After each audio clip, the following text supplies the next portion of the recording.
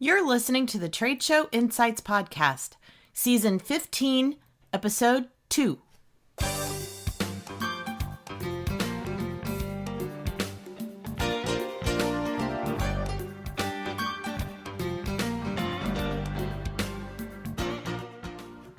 I'm your host and exhibit marketing strategist, Marlis Arnold, bringing you tools to improve your exhibit results.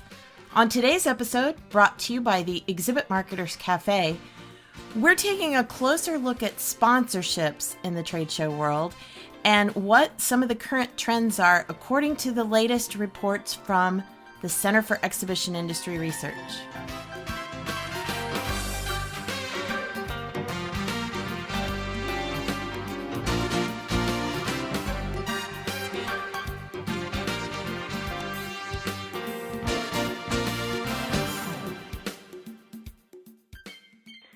Today's guest expert on Trade Show Insights is Nancy Drapeau.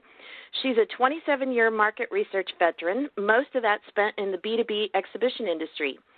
At the Center for Exhibition Industry Research, she conducts industry-wide studies and reports on industry trends. In 2019, she was named to BizBash's 1,000 Most Influential People in Events list. She's a well-respected industry speaker and a member of the Industry Insights Association and Event Industry Council, or EIC's, Research Committee. So, welcome, Nancy Drapeau. Gosh, thank you, Marlis. That sounds so much, but I'm glad to be here with you. So, thanks for the opportunity. We're glad to have you. I think you've got a lot of great things to share today. We're going to focus in on the newest report from SEER or series, I should say, on the B2B exhibition sponsorship playbook. So I know we've got 3 of the 5 reports in the series have been issued so far. So I want to kind of just touch a little bit on the topics from those first 3. The first thing is that just what are some of the current trends in sponsorship options? I know that you've covered a lot of things, and obviously we can't go really in depth on a lot of the reports, but what are some of the things that you're seeing? What the study, what did it bring to light about sponsorship? Okay, sure. Right. So it's very important to understand this particular report series is really inventories a whole laundry list of possible options that an exhibitor can purchase as a sponsorship. So it's important to understand what a sponsorship is defined as for this study. It's anything an exhibitor can buy that beyond buying the booth, and typically a booth is going to include a standard listing and an exhibitor directory, whether that's on a website or a printed show program or mobile app and the like. That's excluded. So anything else that an exhibitor buys is considered a sponsorship. So The one trend is that we took a snapshot and we asked exhibitors, have you purchased any sponsorships in the past 2 years? And most have. 83% have purchased one or more sponsorships in the past year. That 2 years. statistic surprised me. I didn't expect it to be that high. Well, I think because we include the purchase of advertising and marketing options, that expands it, right? Because True. There's a whole variety of things. So, yes. So if you look at advertising marketing options, I mean, that investment is made by many to promote their participation at a show pre-event, as well as generating buzz on site and the like. So in terms of a trend, what we see is that traditional long-standing options are relatively popular in addition to like newer digital alternatives. So where there's a show print program or show signage on site, print trade publications still have an audience. They're purchased by like 30% or more. Comparatively, like digital options, social media has bumped up. That's considered to be something that is popular for sponsorship. So similar, over 30%. Then unsurprisingly, blast emailing, the registration list, and, enhanced advertisements on the event website and the like. But what we don't see gaining traction just yet are the more current or newer digital marketing options whether it's like geofencing or retargeting. Not as many organizers make that available, thus not as many exhibitors buy it. But I would anticipate retargeting is something that might grow down the road because it's a popular way of marketing online, where you serve up an ad repeatedly. It's successful in converting prospects to, attending point. That's a good point. That's probably something that's maybe just a little bit too far over the horizon at this point, and like you said, it hasn't gained enough momentum from enough exhibitors or enough shows offering it even. But yeah, that definitely, at least as far as the online world in general, it's definitely a huge trend. So I'm sure that the exhibition industry won't be too far behind. Mm-hmm.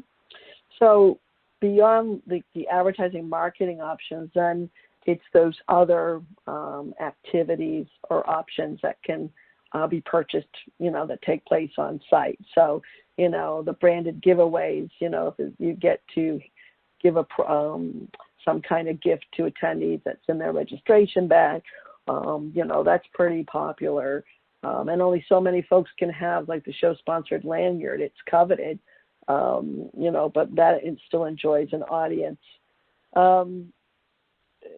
But as well, if we go beyond to like their different amenities like Wi-Fi, free Wi-Fi, that's kind of popular. I'm not going to give you the statistics. Individuals are going to need to, they want to benchmark their purchase practices. They really should pull down the full report because, I'm covering a lot of ground here, and I think it's worth doing that to, again, compare practices to what's most popular. Right.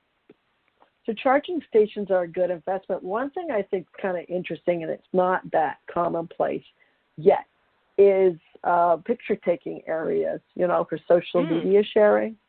Again, it's not necessarily a sponsored location, but, given that it's a popular activity, I think that's a great opportunity, and I would anticipate that's going to grow in popularity over time.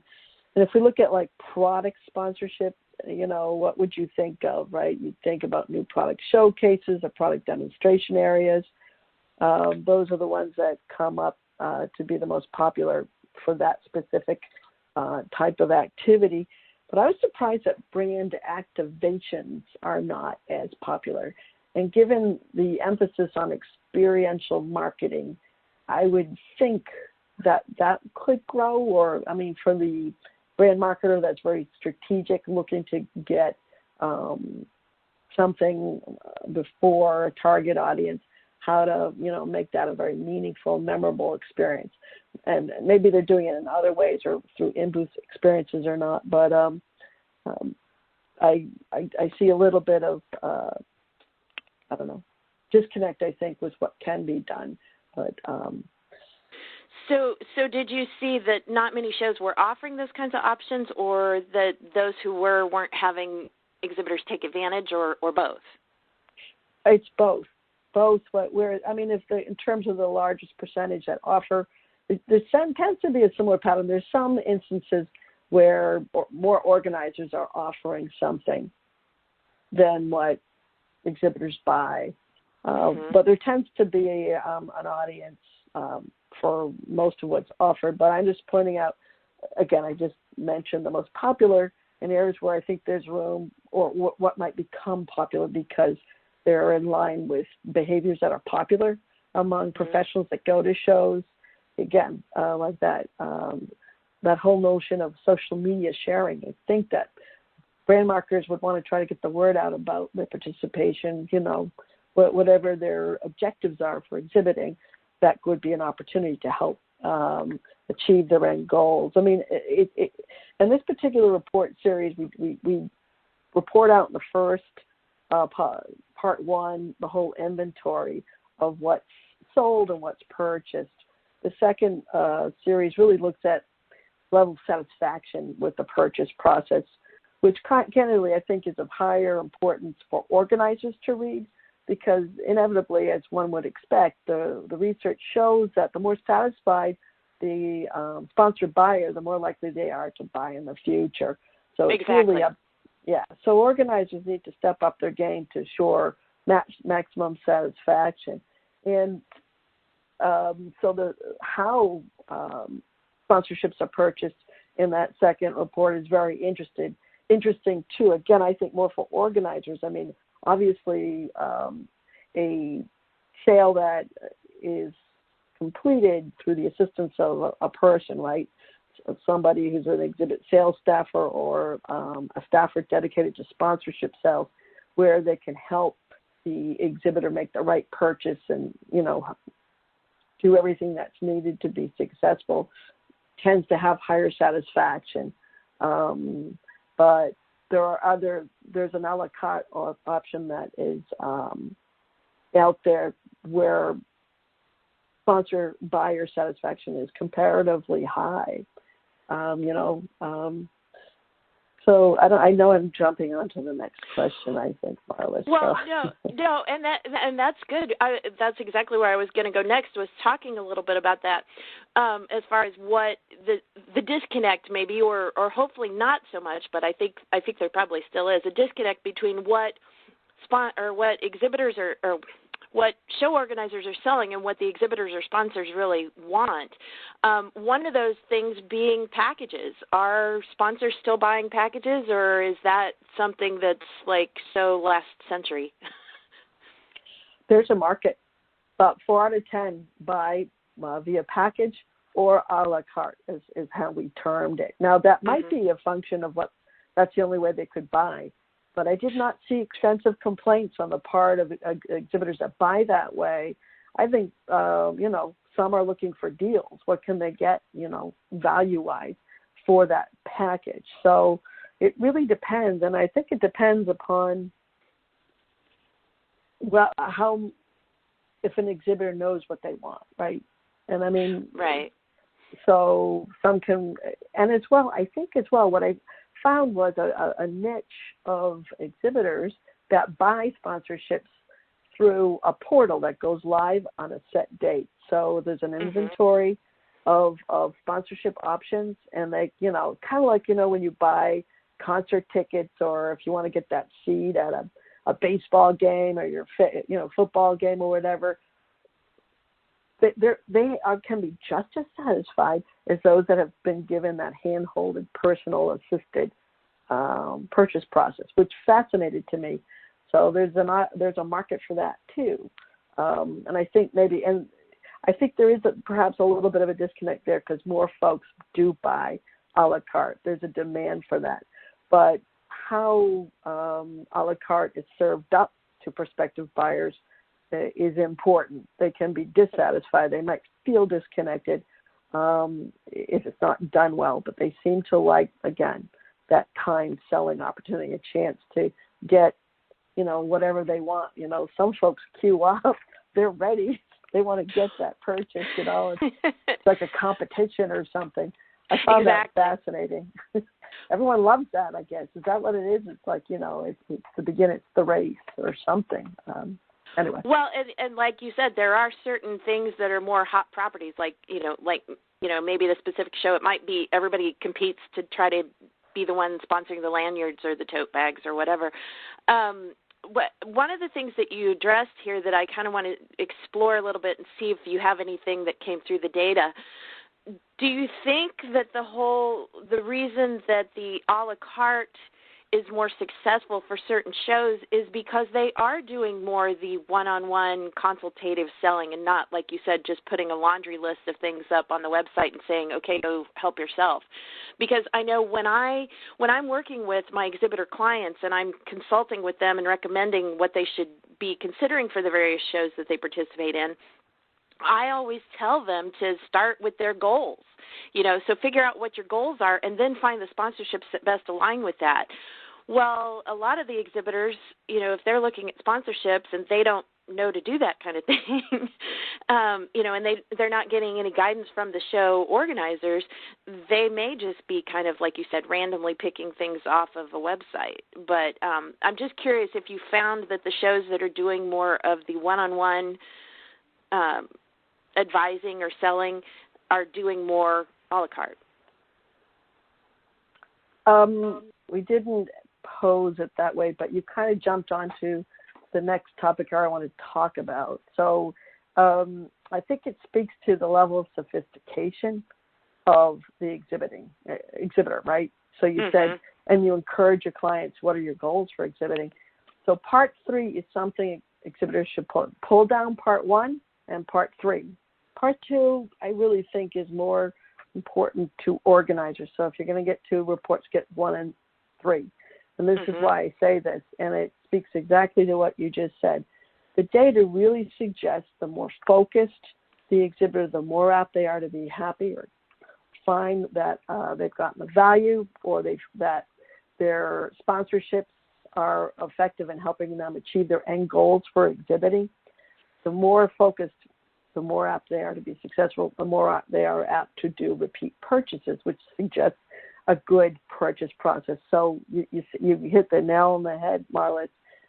That process needs to start before they ever go shopping for sponsorships. And I would assert it should be one and the same process that one does before deciding whether to exhibit. What are the goals you're looking to influence your marketing and sales objectives? What does success look like? What are the performance metrics you're looking to hit? So your overall goals for exhibiting, the performance metrics, then you go shopping.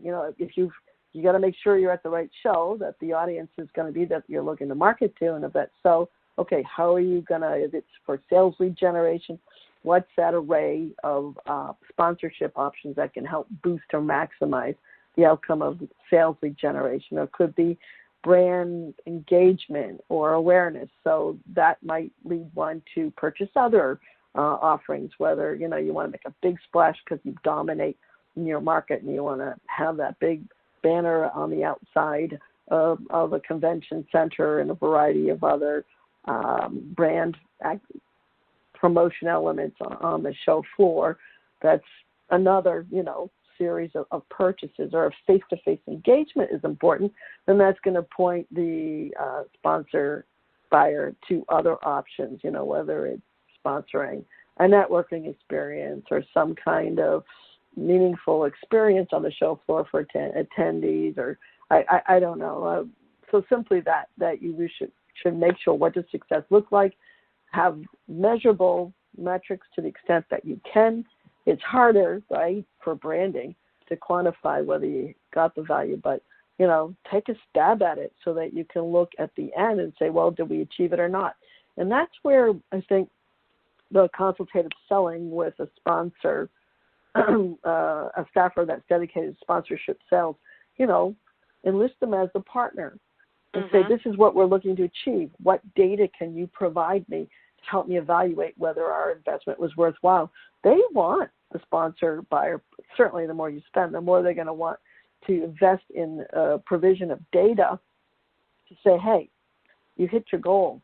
This is something you want to do again. So, my guess is, Marla, this is what you do with your clients, but then you can evaluate the outcome, and 83% of sponsor buyers do evaluate the outcome, but there's this disturbing percentage, about 30%, or a little more, don't know whether they've achieved the value, or they don't necessarily know that the sponsorship investment was effective in helping them hit their goals. And that disturbs me. You should know one way or the other, right? And it's not dissatisfaction. The data is not pointing to dissatisfaction. They just don't know.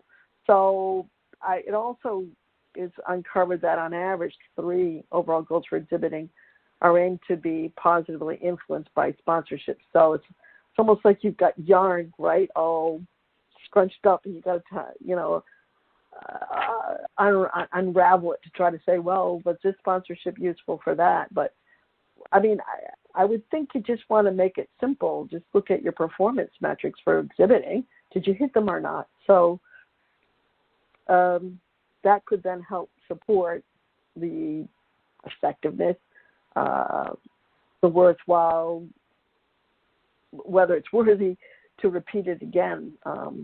It just gives so much more information to report up to upper management that, hey, this was our game plan, this was the investments, we succeeded. Or, sorry, you're going to? Well, and that's exactly what I think is going on, is that too many exhibitors are choosing sponsorships just based on autopilot almost, it's like, or they're choosing the stuff that is like, well, I would say tried and true, but not necessarily even that, just like is familiar, I guess I should say. The things like the advertising and buying banners around the show and things like that, they're just kind of automatically choosing these things because it's like, oh, I understand this. I know what it is. I'm going to do, we'll just, we've done this before. We'll just do this.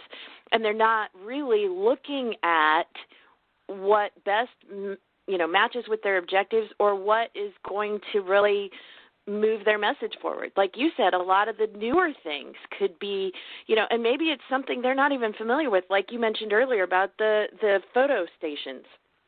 That's right, something that's right. so clever and new, and it might not have a whole lot of exhibitors clamoring to sponsor it, but if that's something that, would align perfectly with what your goals are and what you're trying to achieve at the show, it should be just a no-brainer. It's like, oh, let's sponsor this because it's really going to move our message forward or really going to connect with our audience in the right kind of way.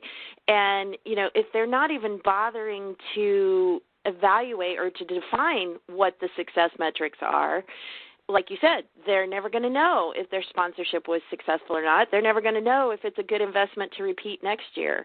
And I think that I don't know if that's something that you had in the report or not, but I'm curious how many sponsors are repeat sponsors of the same thing, or do they try, new sponsorship tools?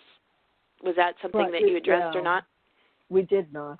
It was a very long survey, Marlis. I mean, it was pretty exhausting. When you see the data that's there, so that's a great question to explore down the road. But what the measure is that those that found that what they invested in was effective in helping them hit those overall goals for exhibiting, very high intent or likelihood to buy in the future. That's definitely obvious. But then that speaks to that. Is it going to be the same? I don't know. That's getting, really going down the rabbit hole when we didn't have people would not be happy. This survey would be even longer. But that's pretty indicative of the power of it. So it's painful, I'm sure, to sit down and say, well, this is what, if anything, that pre-event promotion's critical, and thinking about on-site promotion to build buzz. Particularly, you want traffic to your booth. That's a no-brainer. You need to think hard about how to make that happen. And why I say that is because we know from our other research, the attendee ROI playbook. That's another report series folks might want to pull down. Yes. People pre-plan. 90% of attendees pre-plan. So it's not money wasted.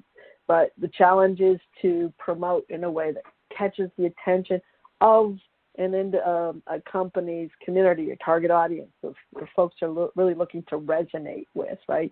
And there's a lot of art to that. I mean, you can use the right mechanisms to, present something to an individual, but the messaging needs to be, such that they say, hey, I want to check this out, or this is speaking to me, right? The importance of personalization of marketing. We're in the world of content marketing, so there are other factors that will contribute to the success. But that I would say is a must-have. If, in addition to one's own, marketing that might not be through the show, but I would look hard and leverage what the show has available. I'm not selling for them. It's just given the behaviors of attendees. They also engage in tracking activities on premise. So, how there's a whole bunch of, again, good information there to help refine in-booth practices that might, connect with prospective attendees, as well as the sponsorship options that can then magnify the success of what an exhibitor is looking to achieve by buying sponsorships. Definitely. And we will include links in the show notes with both the exhibition sponsorship playbook and also the attendee ROI playbook as well, so people can go to the SEER site and check those out and get copies of the ones that they don't already have. So, but I highly recommend, if you're listening and you are not familiar with the SEER reports and all the wealth of data and insights that those provide, I definitely encourage you to go check those out. So, Nancy, before we wrap up, can you give us a little bit of a sneak peek of what's coming in the last two reports in this series? Sure. The next reports will look forward to the future. So that's of relevance to exhibitors as well as organizers. So I encourage, exhibitors listening to this podcast to download it. So really the outlook, spoiler, is that it's pretty strong. I won't say how strong. You'd have to pull down the report. And as well, in terms of looking at areas of it, there's a demand for new sponsorship opportunities. And I won't say which, but I'll say this. The demand for something new in terms of hierarchy, or what's of greatest demand, is new ways for face-to-face engagement. And then number two, digital elements. So, it just speaks to the enduring value of the face-to-face marketing channel. People, brand marketers, are really hungry to figure out how to use it to maximum impact, because obviously it delivers. The fifth one is basically taking a look at those who have not purchased sponsorships in the past 2 years. Remember, 83% of exhibitors have purchased them in the past 2 years, so it's a very small minority. So that might be of interest, but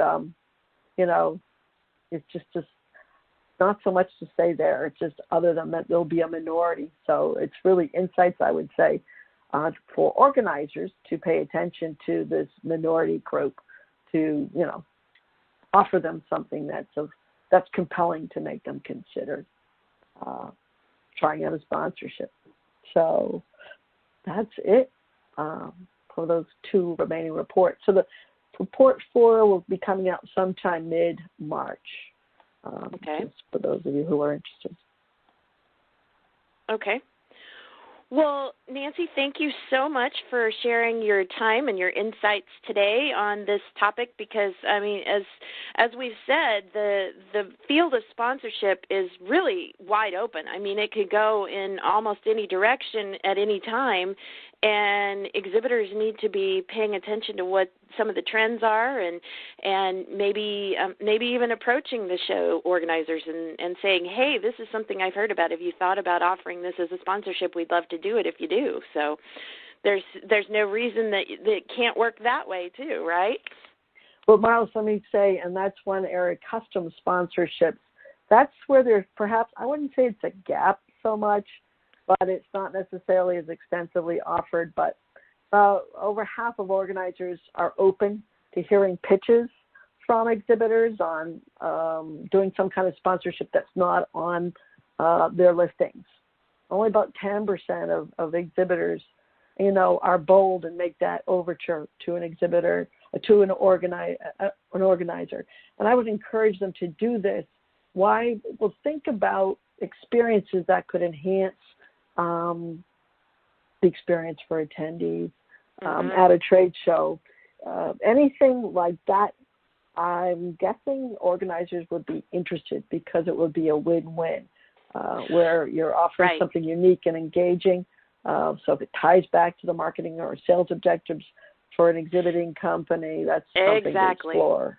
Yeah, exactly. And that's probably why more exhibitors aren't suggesting ideas, because they're not putting in that thought and effort to begin with, right? Perhaps. I don't know. Hopefully this will inspire.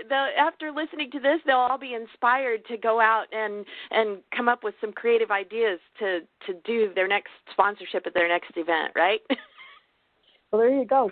Now, if anybody is coming to Exhibitor Live on Tuesday at 8 a.m., I'm doing a session on this topic. So I'll walk folks through top-line results, and then really look to get the audience to engage. I'll have some examples But I always find that Exhibitor Live attendees are very motivated brand marketers, and there's just that peer-to-peer exchange that deepens the learnings that come from the session. So I'm looking forward, as I always am, to doing a talk at that event.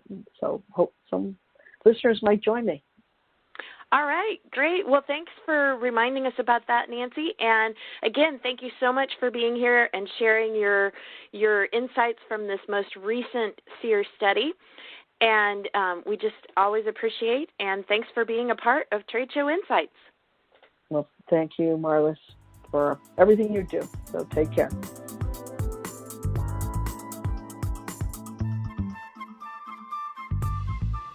If you enjoyed today's episode and would like more, you can subscribe to the podcast and automatically receive future episodes on your chosen device.